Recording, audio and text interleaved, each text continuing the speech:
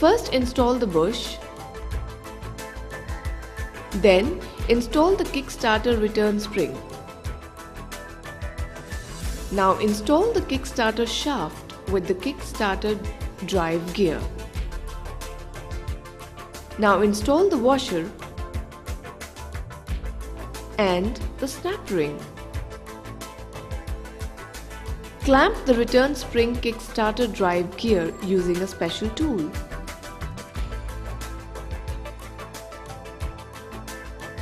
Install the Kickstarter driven gear with the retainer spring.